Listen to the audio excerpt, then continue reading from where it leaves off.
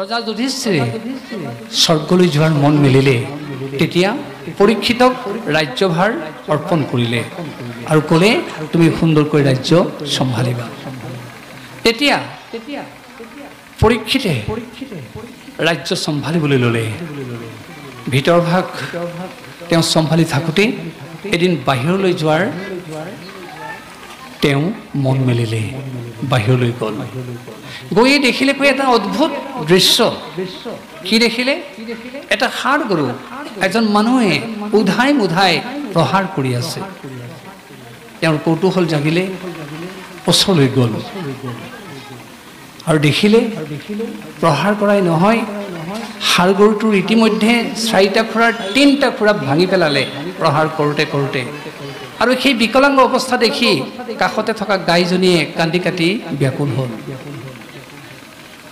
তেতিয়া আৰু কৌতূহল জাগিলে পৰীক্ষিতৰ, আৰু ওচৰলৈ গ'ল। সাধনাৰে গম পালে সেয়া প্ৰকৃত ষাঁড় গৰু নহয়, সেয়া হৈছে ধৰ্ম। আৰু এই যে 3টা খুৰা ভাঙি পেলালে, ধৰ্মৰ 4টা পাত থাকে, সত্য, শৌচ, তপ আৰু দয়া।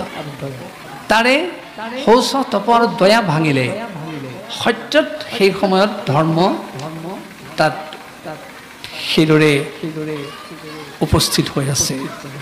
আৰু সেই বিকলাংগ অৱস্থা দেখিয়ে পৃথিৱীয়ে কান্দি কাটি আছিল, অৰ্থাৎ গাইজনী পৃথিৱী। তেতিয়া পৰীক্ষিতে দুয়োকে সান্তনা দি ক'লে যে মই থকা অৱস্থাত তোমালোকে আৰু এনেকুৱা বৈসাদৃশ্য পৰিৱেশ লাভ কৰিব নালাগে।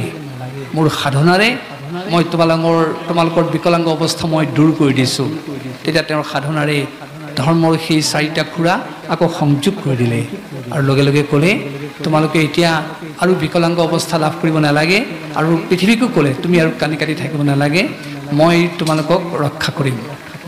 তেনেকৈ কোৱাৰ পিছত পৰীক্ষিতে সেই ধৰ্ম আৰু পৃথিৱীক বিদায় দি সেই দুষ্ট মানুহজনৰ ওচৰলৈ গ'ল। সুধিলে তুমি কোন? তুমি কিয় মোৰ ধৰ্মৰ ৰাজ্যত অধৰ্মৰ পতাকা উৰুৱাবলৈ আহিছা? তেতিয়া মানুহজনে লাহেকৈ উত্তৰ দিলে, তেওঁ চিনি পাইছে সখা গৰা ধৰা অধিপতি পৰীক্ষিত। তেওঁ ভীতিগ্ৰস্ত হৈ ক'লে মহাৰাজ মই কলি। তেতিয়া পৰীক্ষিতে ক'লে সঁচাকৈ তুমি যদি কলি, তোমাক মই এধান মানি সময়ো মোৰ ৰাজ্যত থাকিবলৈ নিদিওঁ, মই তোমাক প্ৰাণে মাৰিম। সেই বুলি কৈ তেওঁ কঁকালৰ পৰা তৰবাৰী উলিয়াই কলিক বধ কৰিবলৈ উদ্যত হ'ল। তেতিয়া কলিয়ে অনুনয় বিনয় কৰি ক'লে মহাৰাজ আপুনি শৰণাগত পালক, আপোনাৰ ওচৰত যি শৰণ লয় আশ্ৰয় লয় আপুনি তেওঁক ৰক্ষা কৰে। মই এতিয়া আপোনাৰ আশ্ৰয় প্ৰাৰ্থী, আপুনি মোক প্ৰাণে নামাৰিব। যদি মোক প্ৰাণে মাৰে আপোনাৰ এই শৰণাগত পালক খ্যাতিটো নোহোৱা হৈ যাব। তেতিয়া অকণমান সময় ভাবি পৰীক্ষিতে তৰোৱালখন কঁকালত সোমোৱাই থ'লে। লগে লগে ক'লে বেছ কলি, তোমাৰ কথাতে বাৰু মই আশ্বস্ত হ'লোঁ, মই তোমাক প্ৰাণে নামাৰোঁ। তেতিয়া কিন্তু পৰীক্ষিতৰ আৰু এটা কথা মনলৈ আহিলে যে কলি যুগত মানুহে ভাল কাম কৰিব নোৱাৰিব পাৰে। যদি ভাল কাম কৰিম বুলিও কোনোবাই প্ৰতিশ্ৰুতিবদ্ধ হয়, সংকল্পবদ্ধ হয়, সেইজনেও বোলে মুক্তি লাভ কৰিব পাৰে। তেতিয়া পৰীক্ষিতে ভাবিলে মই যদি কলিক বধ কৰোঁ কলি যুগৰ মানুহৰ এইকণ উপায়ো নোহোৱা হ'ব। সেইকাৰণে কলি যুগৰ মানুহৰ প্ৰতি দয়া পৰৱশ হৈ পৰীক্ষিতে কলিক বধ কৰাৰ পৰা নিৰস্ত হ'ল, ক্ষান্ত হ'ল। তেতিয়া পৰীক্ষিতে কলিক ক'লে কলি তোমাক বাৰু মই প্ৰাণে নামাৰোঁ, তুমি কিন্তু মোৰ ৰাজ্যৰ পৰা এতিয়াই ওলাই যোৱা। তেতিয়া কলিয়ে মাত লগালে মহাৰাজ আপুনি সখা গৰা ধৰা অধিপতি, আপুনি মোক খেদি দিছে সঁচা, মই কলৈ যাম? আপুনি মোক ক'ৰবাত অকণমান স্থান দিয়ক। তেতিয়া পৰীক্ষিতে ভাবিলে মই যদি ইয়াক স্থান দিওঁ ই মোৰ গোটেই ৰাজ্যখন অন্যায় অত্যাচাৰেৰে প্লাবিত কৰি পেলাব, ইয়াক আশ্ৰয় দিয়াটো উচিত নহয়। কিন্তু কলিয়ে বাৰে বাৰে খাটনি ধৰিলে মহাৰাজ আপুনি মোক অকণমান ঠাই দিয়ক। এই অনুনয় বিনয় শুনি তেতিয়া পৰীক্ষিতে ক'লে বেছ কলি, তুমি মোক ইমান অনুনয় বিনয় কৰিছা, তোমাক মই বাৰু থাকিবলৈ ঠাই দিম, কিন্তু দিমহে দিম, মোৰ ৰাজ্যৰ পোনপটীয়া স্থানত তুমি থাকিব নোৱাৰা। যিটো অবাতে গৈছে, বেকাকৈ পথ গৈছে, তুমি তাত থাকিবা। তেতিয়া কলিয়ে মানি ল'লে, মহাৰাজ আপুনি মোক যি স্থানতে দিয়ে তাতে মই পৰিতৃপ্তিৰে বাস কৰিম। তেতিয়া পৰীক্ষিতে কলিক সম্বোধি ক'লে, বেছ কলি, মই তোমাক তেতিয়াহ'লে প্ৰথম সেইখন স্থান দিছোঁ যিখন স্থানত সদায় মদ্যপান হৈ থাকে, যি মানুহে মদ্যপানক জীৱনৰ সৰ্বোচ্চ সামগ্ৰী বুলি গণ্য কৰে, তুমি তাত তৃপ্তিৰে বাস কৰিবা। দ্বিতীয় স্থানখন নিৰ্ণয় কৰি ক'লে, কলি তোমাক মই আৰু এখন স্থান দিছোঁ য'ত সদায় জুৱা খেল হৈ থাকে, তুমি তাত থাকিবা। তৃতীয় স্থানখন নিৰ্ণয় কৰি ক'লে, কলি তোমাক মই এইবাৰ এনে এখন স্থান দিছোঁ, তুমি সেইখন স্থানত থাকিবা য'ত পৰশ্ৰী হৰণৰ দৰে কাৰ্য সংগঠিত হয়। চতুৰ্থ স্থানখন নিৰ্ণয় কৰি ক'লে, কলি তোমাক মই এইবাৰ এইখন স্থান দিছোঁ, কোনো কাৰণ নোহোৱাকৈ য'ত প্ৰাণী হত্যা কৰা হয়, তুমি তাত থাকিবা। কলিয়ে লাহেকৈ আকৌ মাত লগালে, মহাৰাজ মোৰ ঠাই কম হৈছে, আপুনি আকৌ মোৰ কাৰণে অকণমান দৃষ্টি দিয়ক।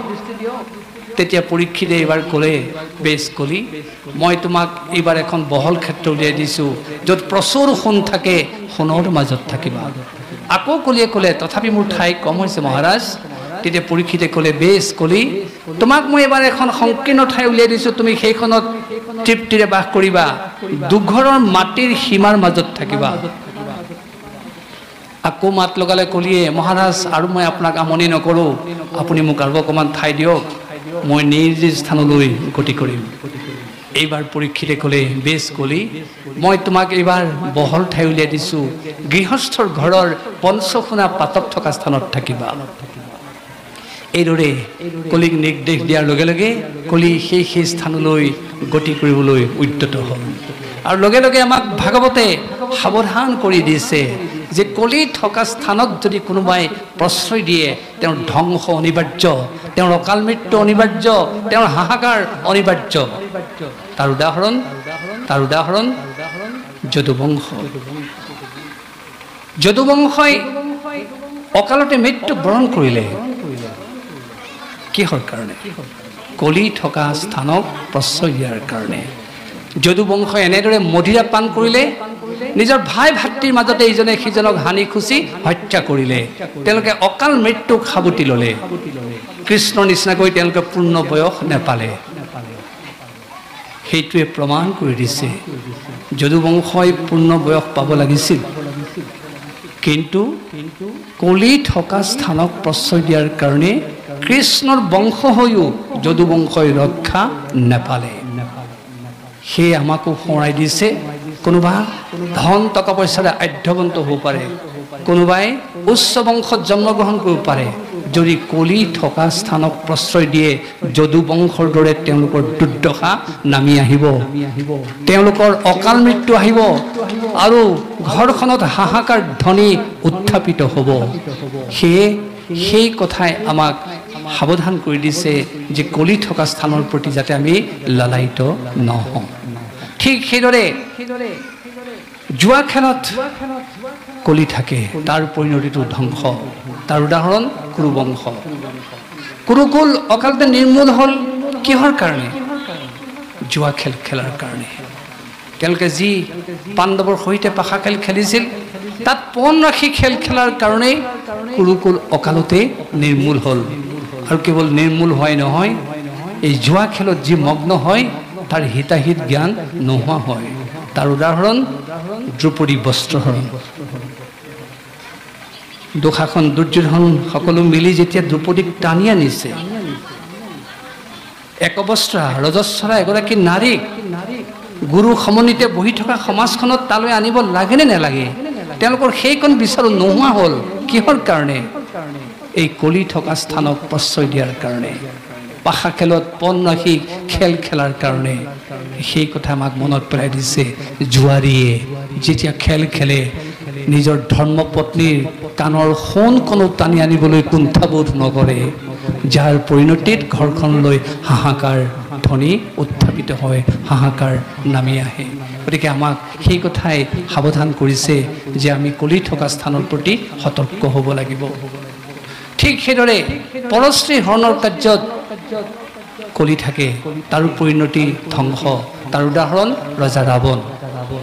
ৰাৱণে যিদিনাখন সীতাক হৰণ কৰি লৈ গ'ল, তেওঁৰ জীৱনলৈ দুৰ্দশা নামি আহিলে কেৱল ৰাৱণ নিজেই ধ্বংস হোৱা নহয় স্বৰ্ণ লংকাও ধ্বংস হ'ল সেয়ে ৰামে যেতিয়া ৰাৱণক বধ কৰিছে তেতিয়া তেওঁৰ ধৰ্মপত্নী মণ্ডোদৰীয়ে খেদ প্ৰকাশ কৰি দুখ প্ৰকাশ কৰি কৈছে পুৰা ইন্দ্ৰিয়ং জিত্তা জিত্তা ত্ৰিভুৱনং তয়া তুমি পুৰণি কালত ইন্দ্ৰিয়বিলাকক নিয়ন্ত্ৰণ কৰাৰ কাৰণে তুমি ত্ৰিভুৱন জয় কৰিব পাৰিছিলা কিন্তু আজি তুমি ইন্দ্ৰিয়বিলাকৰ হাতত তোমাৰ দেহ প্ৰাণ মন এৰি দিয়াৰ কাৰণে সেই ইন্দ্ৰিয়বিলাকে উল্টাই তোমাক বধ কৰিলে ৰামৰ খৰ নিমিত্ত মাত্ৰ সেই কথাই প্ৰমাণ কৰি দিছে পৰশ্ৰী ধৰণৰ কাৰ্যত কেনেধৰণৰ দুৰ্দশা নামি আহিব পাৰে অৰ্থাৎ মানুহজনৰতো অন্যায় হ'বই ঘৰখনৰ পৰিয়ালটোৰো অন্যায় হ'ব কোনো কাৰণ নোহোৱাকৈ যেতিয়া প্ৰাণীক হত্যা কৰা হয় তাত কলি থাকে তাৰ প্ৰতিও আমাক সাৱধান হ'বলৈ কৈছে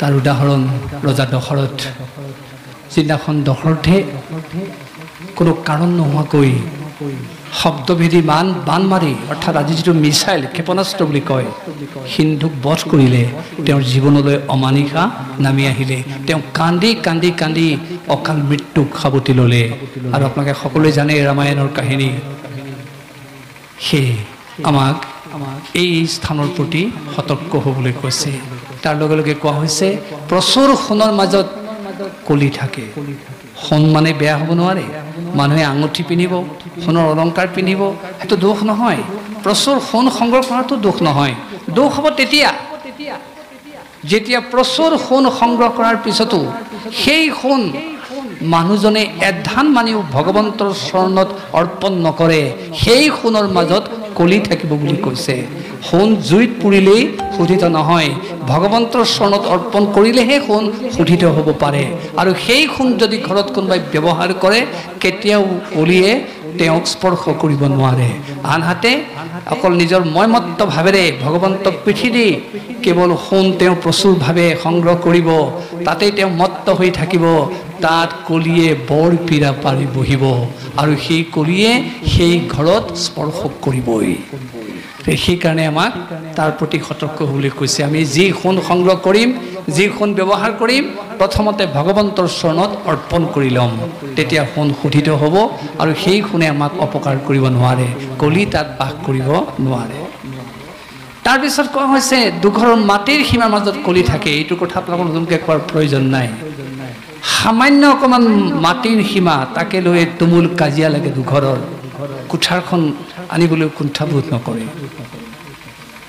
চাবলৈ গ'লে নিশকটীয়া ডাল সীমা কিন্তু সিয়ে এটা ভয়াৱহ কাৰ্যৰ সি সম্ভৱ কৰি তোলে গতিকে আমাক সেইকাৰণে সেই সীমাটোৰ প্ৰতি সতৰ্ক হ'বলৈ কৈছে যিহেতু নিশকটীয়া হ'লেও সেই দুঘৰৰ মাটিৰ সীমাৰ মাজত কলি থাকে ঠিক সেইদৰে পঞ্চসোণা পাতকত কলি থাকে বুলি কৈছে আমাক তাৰ প্ৰতিও সতৰ্ক হ'বলৈ কৈছে এই পঞ্চসোণা পাতক কি চুল্লি কুন্দনী পেখনি মাৰ্জনী উদক কুম্ভ ঘৰত জ্বলি উঠা যিটো চৌকা তাক চুল্লি বুলি কোৱা হৈছে যিটো খুন্দোৱা কাৰ্য আগৰ ঢেঁকীশাল আজিকালি তাৰ ঠাইত গ্ৰাইণ্ডাৰ মেচিন আহিছে সেইটো কুন্দনী বুলি কোৱা হৈছে তাৰপিছত পেখনি আগৰ মা ডলা জাতখন তাৰ ঠাইত এতিয়া গ্ৰাইণ্ডাৰ মেচিনে সেই ঠাই দখল কৰিছে তাৰপিছত মাৰ্জনী বাহনী সূতা জাৰুৰে যেতিয়া ঠাই সাৰিব পৰিষ্কাৰ কৰিব তাক মাৰ্জনী বুলি কোৱা হৈছে আৰু উদক কুম্ভ যিটো পানী উতলি থকা পাত্ৰ এই পাঁচটা স্থান গৃহী লোকে কেতিয়াও ত্যাগ কৰিব নোৱাৰে অথচ তাক ব্যৱহাৰ কৰোঁতে তেওঁলোকৰ জ্ঞাতে অজ্ঞাতে বিভিন্ন কীট পতংগ সেই স্থানত যা যায় আৰু যা যোৱাৰ কাৰণে তাৰ পাতক গৃহীৰ ঘৰলৈ সোমাই আহে সেইকাৰণে ইয়াক কোৱা হৈছে পঞ্চসোণা পাতক অৰ্থাৎ চৌকাত কীট পতংগ যা যাব পাৰে পানী উতলি থকা পাত্ৰটোত কীট পতংগ যা যাব পাৰে পেখনিত পিছা কাৰ্যত যা যাব পাৰে কুন্দনীত খুন্দোৱা কাৰ্যত যা যাব পাৰে মাৰ্জনী ঠাই সৰা কাৰ্যতো যা যাব পাৰে সেই পাপ আকৌ কোৱা হৈছে কৃষিৰ ঘৰলৈ সোমাই আহে কিন্তু তাৰ পৰা নিবৃত্তি পাবৰ কাৰণে উপায় দিয়া হৈছে কি উপায়? পঞ্চযজ্ঞত যেতিয়া গৃহী লোক তাত নিবিষ্ট হৈ পৰিব, নিশ্চিতভাৱে সেই মহাপাতকৰ পৰা অৰ্থাৎ পঞ্চসোণা পাতকৰ পৰা গৃহী লোকসকল ৰক্ষা পাব। এই পঞ্চযজ্ঞ কি? ব্ৰহ্মযজ্ঞ, পিতৃযজ্ঞ, দেৱযজ্ঞ, ভূতযজ্ঞ, মনুষ্যযজ্ঞ। এই যে আজি ভাগৱত শ্ৰৱণ কীৰ্তন হ'ব, এয়া ব্ৰহ্মযজ্ঞ। অধ্যয়ন অধ্যাপন কৰা কাৰ্যক ব্ৰহ্মযজ্ঞ বুলি কোৱা হৈছে।